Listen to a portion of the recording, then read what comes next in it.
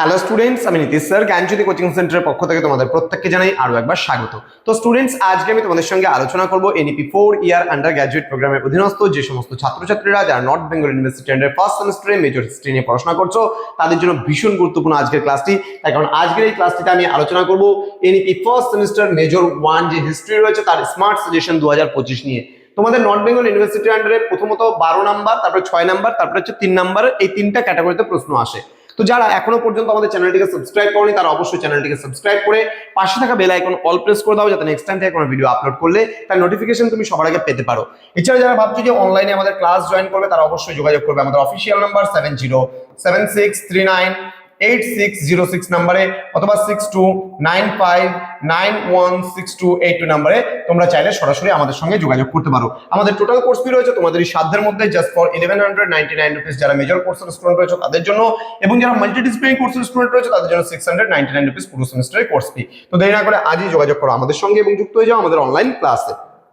প্রথম প্রশ্ন, discuss the definition and evolution of the concept of history, মানে ইতিহাসের বিবর্তন এবং ইতিহাসের সংজ্ঞা সম্পর্কে পড়তে বলেছে। Next, discuss about the principles of teaching history. ঠিক আছে, এটা ইতিহাস রচনার মূল নীতিগুলো কি কি রয়েছে সেগুলো।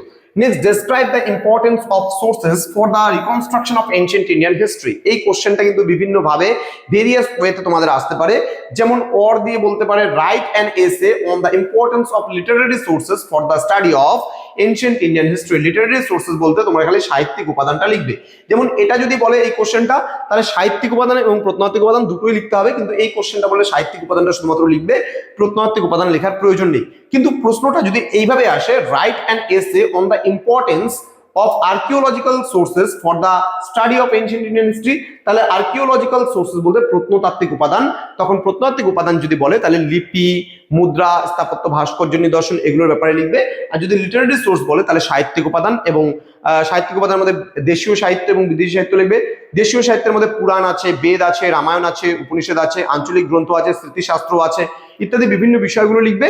এবং বিদেশি সাহিত্যের মধ্যে আরব ঐতিহাসিকদের রচনা, চীনা পর্যটকদের বিবরণ, গ্রিক ঐতিহাসিকদের বিবরণ, রোমান ঐতিহাসিকদের বিবরণ ইত্যাদি বিভিন্ন বিষয়গুলো কিন্তু লিখতে হবে। এই প্রশ্নটা কিন্তু খুব গুরুত্বপূর্ণ একটা প্রশ্ন, ভালো করে পড়তে হবে এই প্রশ্নটা। ক্লিয়ার? চলে আসবো আমরা প্রশ্ন নাম্বার 4। এখানে বলছে discuss about the legacy of Harappan civilization. Harappa সভ্যতার উত্তরাধিকার সম্পর্কে আমাদের লিখতে হবে। এই কোশ্চেনটাও কিন্তু ভেরি ভেরি ইম্পর্টেন্ট। নেক্সট বলছে what were the religious beliefs and practices of the Harappan people, মানে হরপ্পা সভ্যতার মানুষের ধর্মীয় বিশ্বাস ও রীতিনীতি খুব ভালো করে পড়বে, খুব গুরুত্বপূর্ণ একটা প্রশ্ন। নেক্সট বলছে write an essay on the palaeolithic culture of Indian subcontinent, মানে প্রাচীন প্রস্তর যুগের যে ইতিহাস রয়েছে তার সংস্কৃতি এবং তার বৈশিষ্ট্যগুলো অবশ্যই ভালো করে পড়বে। এবং অর দিয়ে বলেছে ডিসকাস দ্য ফিচার্স মানে হচ্ছে বৈশিষ্ট্য অফ প্যালিওলিথিক কালচার মানে প্রাচীন প্রস্তর যুগের in Indian subcontinent and mention it's some important sites in Indian subcontinent, এবং এর কিছু গুরুত্বপূর্ণ কেন্দ্রের ব্যাপারে লিখতে বলা হয়েছে। দেখো, তোমাদের পরীক্ষায় কিন্তু প্রশ্নগুলো করা হবে ইংরেজিতে, এবং তোমরা চাইলে পারে ইংলিশ ভার্সনে উত্তর লিখতে পারো কিংবা বেঙ্গলি ভার্সনেও লিখতে পারো। যারা ইংলিশ ভার্সনের স্টুডেন্ট তারা ইংলিশ ভার্সনে লিখবে, এবং যারা বেঙ্গলি ভার্সনের স্টুডেন্ট রয়েছে তারা কিন্তু অবশ্যই বাংলায় লিখতে পারো। কিন্তু কোশ্চেন আসবে অনলি একটা ল্যাঙ্গুয়েজে, শুধুমাত্র ইংলিশ ল্যাঙ্গুয়েজে। ওকে, নেক্সট কোশ্চেন বলেছে discuss the different factors responsible for the decline of Harappan civilization with special reference to the climate change, মানে হরপ্পা সভ্যতার পতনের কারণটা এখানে কিন্তু লিখতে বলা হয়েছে। এটাও গুরুত্বপূর্ণ প্রশ্ন। দেন বলছে enumerate the problems of urban decay of the Harappan culture. এই প্রশ্নটা কিন্তু ওয়ার্ড দিয়ে বলেছে, এটাও কিন্তু একটা গুরুত্বপূর্ণ প্রশ্ন, ভালো করে পড়বে। দেন বলছে discuss the features of neolithic culture, মানে নব্যপ্রস্তর যুগের মানুষের যে সংস্কৃতি ছিল তার বৈশিষ্ট্যগুলো কি কি ছিল সেটা পড়তে হবে। এবং অর দিয়ে যেটা বলেছে 8 নম্বর কোশ্চেনের অর দিয়ে যেটা বলেছে, দেখো কি বলেছে অর দিয়ে, right a note on neolithic culture in Indian subcontinent with reference to the technological and economic changes in society. তাহলে এটাও কিন্তু নব্যপ্রস্তর যুগের বৈশিষ্ট্যগুলোই বলা হয়েছে। পরবর্তী প্রশ্নে আমরা চলে আসবো, question number 9। Discuss the socio economic life of the Harappan people, মানে হরপ্পার মানুষদের সামাজিক এবং অর্থনৈতিক জীবন সম্পর্কে লিখতে বলেছে। এবং এটা যদি অর দিয়ে আসে তাহলে discuss the economic structure as prevalent during the Harappan period, অথবা যদি কোশ্চেনটা আবার অথবা দিয়ে আসে এটা ইকোনমিক স্ট্রাকচার বলে শুধুমাত্র অর্থনৈতিক জীবনটাই হরপ্পার মানুষের লিখতে হবে। আর অর দিয়ে বলেছে discuss the social structure as prevalent during the Harappan period, তাহলে বলতে হবে সোশ্যাল স্ট্রাকচার। যখন বলবে তাহলে সামাজিক যে কাঠামো রয়েছে বা হরপ্পা সভ্যতার মানুষের যে সামাজিক অবস্থা রয়েছে সেটা সম্পর্কে শুধুমাত্র লিখতে হবে। এবং সর্বশেষ প্রশ্ন, discuss about the characteristics of Harappan civilisation, মানে হরপ্পা সভ্যতার চরিত্র বা বৈশিষ্ট্যগুলো সম্পর্কে লিখতে হবে। এই 10টা প্রশ্ন আমি তোমাদেরকে দিয়েছি, এর মধ্যে থেকে তোমাদের পরীক্ষায় কিন্তু 4টে প্রশ্ন আসবেই, তার মধ্যে লিখতে হবে শুধুমাত্র 2টো প্রশ্নের উত্তর 12 নম্বরের। তাহলে 12 দুগুণে 24 নম্বর কিন্তু তুমি এখান থেকে ক্যারি করতে পারবে। স্মার্ট সাজেশনে একদম কম সাজেশন দিয়েছি, খুব ভালো করে প্রিপারেশন নাও, খুব ভালো করে পড়ো, তাহলে কিন্তু কভার আপ হয়ে যাবে। এবার আলোচনা করবো 6 নম্বরের প্রশ্নগুলোকে নিয়ে কি কি পড়বে। ভেরি ভেরি ইম্পর্টেন্ট 6 নম্বরের প্রশ্নগুলো। প্রথম প্রশ্ন বলছে mention the ancient concept of Indian history. গুরুত্বপূর্ণ নয়, একদম পড়ার দরকার নেই। চলে আসবো আমরা 2 নম্বর প্রশ্নে, write a note on epigraphy and numismatics. এই কোশ্চেনটা একটু ভালো করে দেখতে পারো। রাইট এ শর্ট নোট বা write a note on epigraphy and numismatics. Next বলেছে discuss the importance of numismatic sources. এই কোশ্চেনটা যখন নিউমিসমেটিক্স পড়ে নেবে তখন এই কোশ্চেনটা কিন্তু অটোমেটিক্যালি তোমার পড়া হয়ে যাবে। নেক্সট বলছে write a note on palaeolithic and mesolithic tools. মানে টুলস মানে হচ্ছে হাতিয়ার, তাহলে প্রাচীন প্রস্তর যুগে মানুষ কোন কোন হাতিয়ারগুলো ব্যবহার করতো, এন্ড মেসোলিথিক মানে মধ্যপ্রস্তর যুগে মানুষ কোন কোন হাতিয়ারগুলো ব্যবহার করতো, সেগুলোর উপরে তোমাকে লিখতে হবে। এবং অর দিয়ে বলেছে write a note on the evolution of the stone tools in palaeolithic period. মানে প্রাচীন প্রস্তর যুগের যে মানে হাতিয়ারগুলো ছিল সেগুলোর বিবর্তন কি করে হয়েছে, ইভলিউশন মানে কি বিবর্তন হয়েছে সেটা সম্পর্কে লিখতে হবে।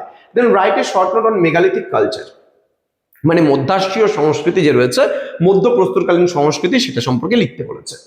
নেক্সট বলছে write a short note on mesolithic rock art, মানে মধ্যপ্রস্তরকালীন যে পাথরের যে চিত্রগুলো রয়েছে সেগুলো সম্পর্কে লিখতে হবে।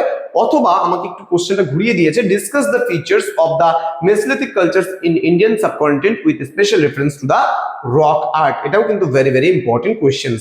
নেক্সট কোয়েশ্চেন্স বলছে discuss the major features of town planning as seen in the Harappan civilisation, মানে হরপ্পা সভ্যতা যে নগর পরিকল্পনা ছিল সেই নগর পরিকল্পনার যে মূল বৈশিষ্ট্যগুলো সেগুলো সম্পর্কে পড়তে হবে।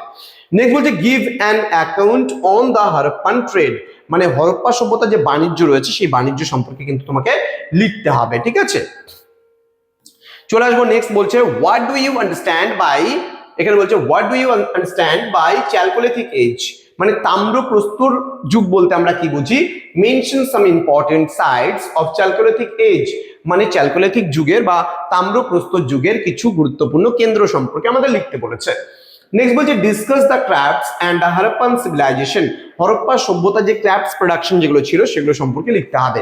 নেক্সট বলছে discuss the art and architecture of the Harappan civilisation, Harappa সভ্যতার স্থাপত্য শিল্পের উপরে লিখতে বলেছে। নেক্সট বলছে discuss the debate on neolithic revolution, মানে নব্যপ্রস্তরকালীন বিপ্লব বলতে তুমি কি বোঝো। অর দিয়ে তোমাকে বলেছে how far it is is it correct to call the Neolithic revolution in the light of technological changes? এই কোশ্চেনটাও কিন্তু অর দিয়ে আসতে পারে। সুতরাং এখানে আমি মাত্র 12টা প্রশ্ন তোমাদের দিয়েছি, 6টা প্রশ্ন তোমাদের পরীক্ষায় আসবে। তোমাদের লিখতে হবে মাত্র 4টে প্রশ্ন, 6 করে নাম্বার, 4 6 24 নাম্বার তুমি এখান থেকে ক্যারি করতে পারছো। চলে আসবো আমরা পরবর্তী 3 নম্বরের যে গুরুত্বপূর্ণ প্রশ্নগুলো রয়েছে সেই 3 নম্বরের প্রশ্নগুলোকে নিয়ে। যেমন প্রথম প্রশ্নটা বলছে হোয়াট ইজ হিস্ট্রি বা ডিফাইন হিস্ট্রি, বা বিভিন্ন ভাবে বলতে পারে what do you mean by history. ঠিক আছে, next define prehistory and protohistory, প্রত্যেকটা প্রশ্ন গুরুত্বপূর্ণ। ইন্ডিভিজুয়ালি প্রি হিস্ট্রি আসতে পারে, প্রোটো হিস্ট্রি কিন্তু আসতেই পারে। ডিফাইন প্যালিওলিথিক এজ, মানে প্রাচীন প্রস্তর যুগ বলতে কি বুঝো। Write a short note on Herodotus. Next বলছে what is the historical importance of Puranas, very very important questions. Next বলছে what is the historical significance of Kautilya's Arthashastra, কৌটিল্যের অর্থশাস্ত্রের যে ঐতিহাসিক গুরুত্ব রয়েছে কি রয়েছে। দেন বলছে write a short note on Megasthenes, মেগাস্থেনিসের ইন্ডিকা সম্পর্কে আসতে পারে, মেগাস্থেনিস সম্পর্কে আসতে পারে, ভালো করে কিন্তু অবশ্যই পড়বে এই কোশ্চেনটা। নেক্সট কোশ্চেন নাম্বার 8 বলছে write a note on Allahabad প্রশস্তি।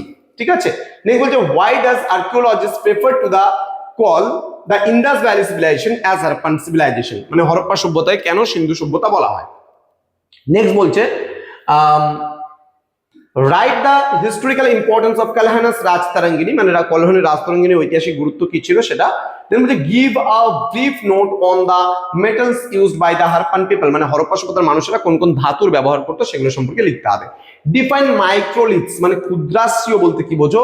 What is radio carbon dating বা carbon 14, very very important questions. Next বলছে write a short note on the rock paintings or rock art of ancient India. Next বলছে write a note on Lothal, লোথালের উপরে একটা ছোট্ট note লিখতে বলা হয়েছে। Then write a short note on Bhimbetka, ভীমবেটকার উপরে একটা ছোট্ট নোট লিখতে হবে। দেন বলছে পরবর্তী প্রশ্ন যেটা আমাদের বলেছে write a note on mesolithic and neolithic sites, মানে মধ্যপ্রস্তর যুগের কিছু গুরুত্বপূর্ণ কেন্দ্র এবং নবপ্রস্তর যুগের কিছু গুরুত্বপূর্ণ কেন্দ্র সম্পর্কে আমাদের লিখতে বলা হয়েছে। চলে আসবো আমরা পরবর্তী প্রশ্ন। পরবর্তী প্রশ্নতে কি বলেছে write a short note on neolithic revolution, এটা তো আমরা 6 এ পড়েই নিয়েছি, সুতরাং এখানে না পড়লেও চলবে। What do you mean by dolmen?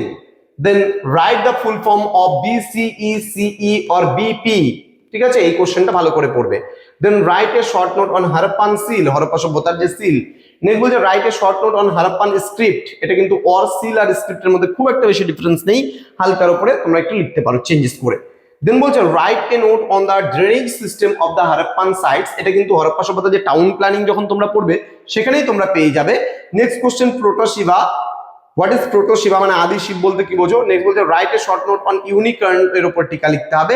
Then write a note on great granary of Harappa, মানে হরপ্পায় যে বৃহৎ শস্যাগার ছিল সেই শস্যাগার সম্পর্কে লিখতে হবে।